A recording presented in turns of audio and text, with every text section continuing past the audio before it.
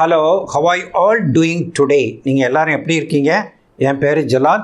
இப்போ இன்னொரு grammar lesson. எதுக்குன்னா, நம்ம ஏற்கனவே 2 சாட்டர்டேயை மிஸ் பண்ணிட்டோம். அதாவது அப்போ நான் கிராமர் லெசன் எடுக்க முடியாமல் போயிடுச்சு. அதுக்கு காரணம் என்னென்னா, இப்போ புக்ஸ் வந்துருச்சு. அதாவது practical guide to spoken English. அது என்கிட்ட கையில் இருக்குது.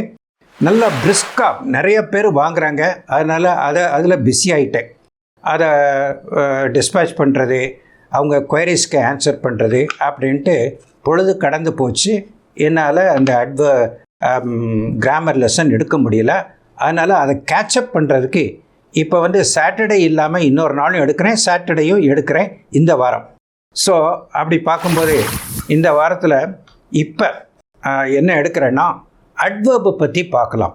அட்வர்ப் அண்ட் அட்ஜெக்டிவ் பற்றி ஏற்கனவே போன லெசனில் பார்த்துட்டோம். அதுக்குள்ளே டிஃப்ரென்ஸு. இன்றைக்கி அட்வர்பு மட்டும் பார்க்கலாம். அட்வர்ப் அதாவது அட்ஜெக்டிவ்னா என்ன? ஒரு நவுனை குறிக்கக்கூடியது. இட் டிஸ்கிரைப்ஸ் அ நவுன் அப்படின்னு சொல்கிறோம். அதே மாதிரி அட்வர்ப்னு இருக்குது, அந்த வேர்ப் இருக்குது. So it describes the verb அப்படின்ட்டு சொல்லலாம். But it's only half true. அது ஃபுல் ட்ரூத் கிடையாது. ஏன்னா அட்வர்ப் வெர்பை மட்டும் குறிக்கக்கூடியது இல்லை. மற்ற இடங்களில் சில இடங்களில் அட்ஜெக்டிவை குறிக்கக்கூடியது, அட்ஜெக்டிவை டிஸ்கிரைப் பண்ணக்கூடியது. பிறகு இன்னொரு அட்வர்பை கூட டிஸ்கிரைப் பண்ணும். அது பிறகு ஒரு என்டையர் சென்டென்ஸை கூட அது டிஸ்கிரைப் பண்ணக்கூடிய சக்தி உள்ளது அந்த அட்வர்பு. அதனால் adverb is a very versatile word. வெர்சடைல்னால் பலதரமாக யூஸ் ஆகக்கூடிய ஒன்று அப்படின்னு அர்த்தம். So adverb is a very versatile word. அதனால் அது it answers some important questions like when, where, how much and how often அப்படிங்கிற கொஷின் அந்த அட்வர்பு ஆன்சர் பண்ணுது. அது எப்படிங்கிறத இப்போ பார்ப்போம். இப்போ அதுக்கு முன்னால் எக்ஸாம்பிள் சென்டென்சஸை பார்ப்போம். First sentences, he ate is breakfast quickly அப்படின்ட்டு சொல்கிறான். பாருங்கள், ஏட் இஸ் பிரேக்ஃபாஸ்ட் குயிக்லி. அவன் எப்படி சாப்பிட்டான்? ஹவு குயிக்லியாக சாப்பிட்டுட்டான். அந்த குயிக்லி அப்படிங்கிறது தான் adverb. How did he eat? He ate quickly அப்படின்ட்டு.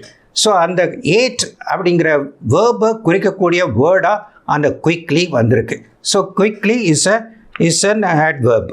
It gives information about the verb இந்த இடத்துல ஏட் அப்படிங்கிறது.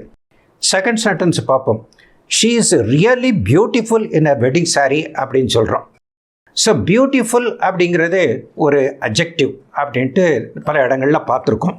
இப்போ she is really beautiful. How much beautiful she is really beautiful அப்படின்ட்டு. ஸோ அது ஒரு அட்ஜெக்டிவை குறிக்கக்கூடிய வேர்டாக வந்துருச்சு. பியூட்டிஃபுல் அப்படிங்கிறத ரியலி பியூட்டிஃபுல்னு சொல்கிறோம். அந்த ரியலி அப்படிங்கிறது அட்வர்பு, ஒரு அட்ஜெக்டிவை குறிக்கக்கூடியது. ஸோ வேர்பு மட்டும் இல்லை, ஒரு அட்ஜெக்டிவை குறிக்கக்கூடிய வேர்டு தான் இது அப்படிங்கிறதுக்கு இது ஒரு example sentence. Third sentences, you can not park your bike here அப்படின்னு சொல்கிறோம். அதில் அந்த ஹியர் அப்படிங்கிறது தான் அட்வர்பு. இது அட்வர்ப் ஆஃப் பிளேஸ், ஒரு பிளேஸை பற்றி சொல்லக்கூடியது. அதுக்கப்புறம் she did not go to the college yesterday அப்படின்னு சொல்கிறோம். இதில் எஸ்டர்டே அப்படிங்கிறது அட்வர்பு. அது அட்வர்ப் ஆஃப் டைம் அப்படின்னு சொல்கிறாங்க. ஒரு டயத்தை குறிக்கக்கூடிய இது. இட் டெல்ஸ் அஸ் வென் அப்படிங்கிறத ஆன்சர் கொஸ்டினுக்கு ஆன்சர் பண்ணுது. அது பிறகு my father sometimes drinks coffee in the morning அப்படின்னு சொல்கிறீங்க. It answers the question how often. எப்படி? வெரி ஆஃபனா, இல்லாட்டா ரொம்ப ஜாஸ்தியாக இல்லையா அப்படிங்கிற கொஸ்டினை ஆன்சர் பண்ணக்கூடியது தான் அந்த சம்டைம்ஸ் அப்படிங்கிறது. அது ஒரு அட்வர்ப்.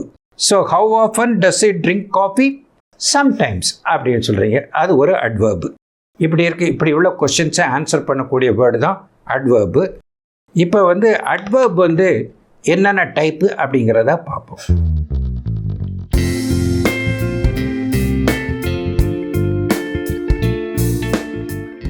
இப்போ நம்ம பார்க்குறது பியோர் கிராமர் லெசன். அதாவது இதில் நிறைய இன்ஃபர்மேஷன் இருக்குது. இந்த இன்ஃபர்மேஷன் நீங்கள் எக்ஸாம் எழுதும் போதும், நீங்கள் சப்போஸ் இங்கிலீஷை டீச் பண்ணிங்களா அப்போதும் ரொம்ப யூஸ்ஃபுல்லாக இருக்கும் அப்படின்னு சொல்லிக்கிறேன். இப்போ adverbs we can divide adverbs into 5 major categories or types. அது என்னன்னா அந்த டேபிளில் பாருங்க, adverb of manner, adverb of degree, adverb of place and time, and adverb of frequency. அந்த adverb of manner என்ன சொல்லுது? How அப்படிங்கிறத சொல்லுது. How, இப்போ any action, suppose some action happens, how it happens, how does it happen அப்படிங்கிறத சொல்லுது. Loudly, quietly, badly, well, angrily அப்படின்ட்டு இருக்குது. So he spoke very loudly. எப்படி பேசினா? ரொம்ப லவுடாக பேசினா அப்படின்ட்டு. So it tells us the manner in which he talks or speaks. அதுதான் அந்த மேனரை சொல்லக்கூடியது. how அப்படிங்கிறது adverb of manner. நெக்ஸ்ட் வந்து adverb of degree, எந்த அளவுக்கு அப்படின்ட்டு. So really, very, quite, extremely, absolutely. So she is very beautiful அப்படின்னு சொல்கிறீங்க, அவள் வந்து ரொம்ப அழகாக இருக்கா அப்படின்னு சொல்கிறீங்க. அதை கொஞ்சம் எம்ஃபசைஸ் பண்ணி இப்படியும் சொல்லலாம், ஷீ இஸ் ரியலி பியூட்டிஃபுல் அப்படின்னு சொல்லலாம். அந்த ரியலி அப்படிங்கிறது adverb of degree, எந்த அளவுக்கு அவள் வந்து பியூட்டிஃபுல்லாக இருந்தானா ரியலி அப்படின்னு சொல்கிறீங்க. ஸோ அந்த அளவை சொல்லக்கூடியது டிகிரி. அதுக்கப்புறம் பிளேஸ்னால் place, here, there, somewhere, nearby, upstairs, downstairs, இது எல்லாமே adverbs தான். அதுக்கப்புறம் adverb of time, yesterday, today, recently, already, still அப்படிங்கிறது தான் adverb of time. கடைசியில் வந்து adverb of frequency. frequencyனா how often, எவ்வளவு தடவை, அடிக்கடியா கொஞ்சமாவா அப்படின்னு சொல்லக்கூடியது adverb of frequency. always, எப்போதும், பார்த்தீங்களா adverb of frequency. usually, வழக்கமாக, often, sometimes, never, இதெல்லாம் வந்து adverb of frequency. இப்படி 5 மேஜர் டைப்ஸ் இருக்குது. இது மட்டும் இல்லாமல் எத்தனையோ டைப்ஸ் இருக்குது. அதில் என்னென்னா adverb of opinion சொல்லலாம். அதாவது உங்களுடைய ஒப்பீனியனை, உங்களுடைய கருத்தை சொல்கிறது. எப்படி சொல்கிறது? ஃபார்ச்சுனேட்லி, பர்சனலி, சேட்லி அப்படிங்கிறதுலாம் வேர்ட்ஸ். அதாவது ஒப்பீனியன் சொல்லக்கூடிய வேர்ட்ஸ். இதுவுமே வந்து adverbs தான். They help us to express our point of view. நம்மளுடைய பாயிண்ட் ஆஃப் வியூ, நம்ம என்ன சொல்ல வர்றோம் அப்படிங்கிறத சொல்லக்கூடிய வேர்ட்ஸ், அதுவுமே adverbs தான். அப்புறம் லிங்கிங் வேர்ட்ஸ். லிங்கிங் வேர்ட்ஸ்னால் அது கம்பைன் பண்ணக்கூடியது, ஜாயின் பண்ணக்கூடியது. 2 வேர்ட்ஸையோ 2 ஃப்ரேசஸையோ 2 சென்டென்சஸையோ ஜாயின் பண்ணக்கூடிய வேர்ட்ஸ் இருக்கு இல்லையா, அதுவுமே வந்து adverbs தான். அதாவது லிங்கிங் adverbs அப்படின்னு சொல்லலாம். மோரோவர், ஹவவர், தேர்ஃபோர் அப்படிங்கிறதுலாம் அந்த words.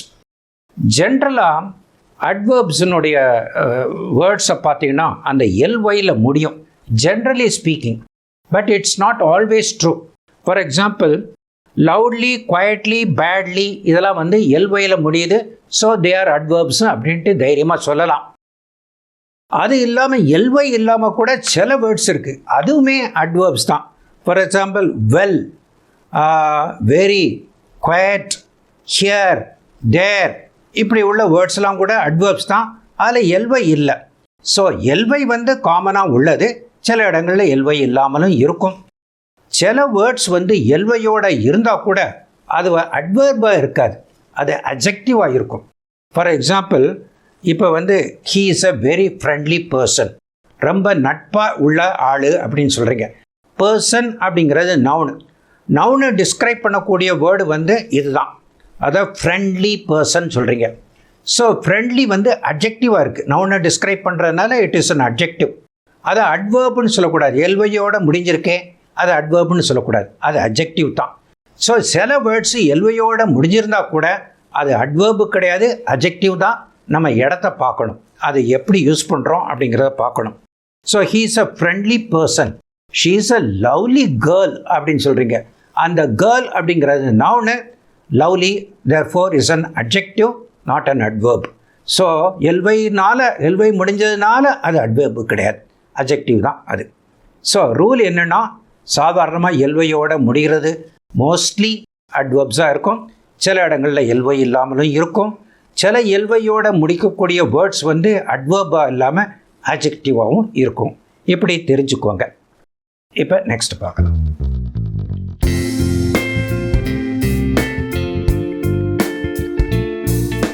Now we will talk about adverbs in comparative and superlative forms.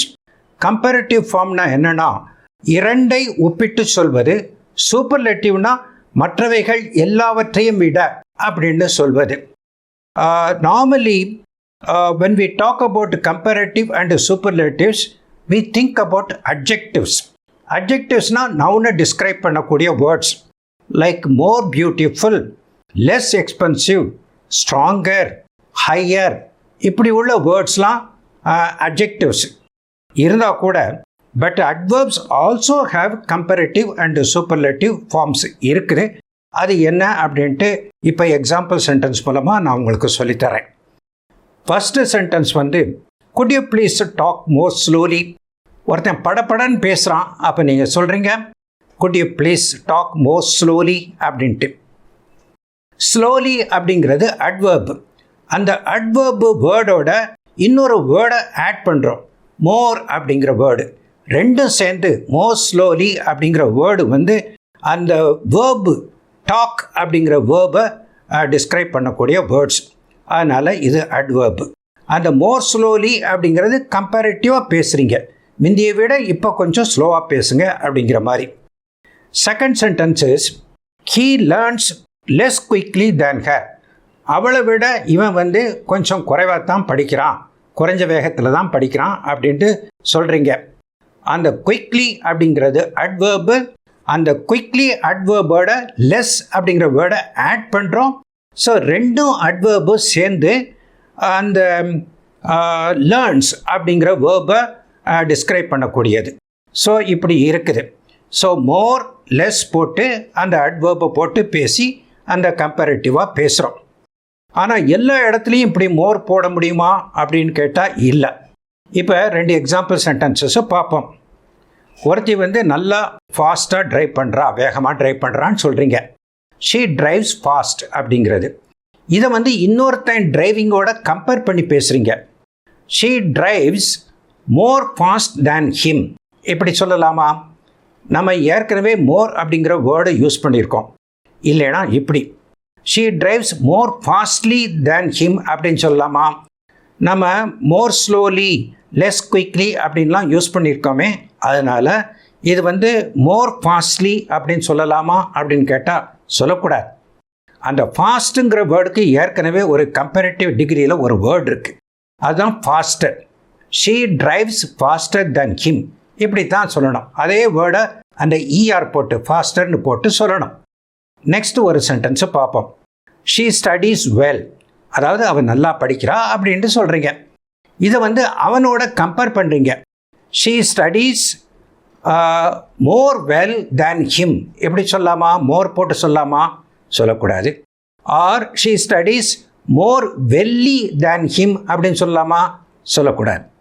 இந்த இடத்துல அந்த வெல் அப்படிங்கிறதுல வெல்லர் அப்படின்னு கூட வராது. ஃபாஸ்டர் மாதிரி வெல்லர் அப்படின்னு கூட வராது. It's a totally a different word. ஒரு ட்ரிக்கி தான் இந்த சென்டென்ஸ்.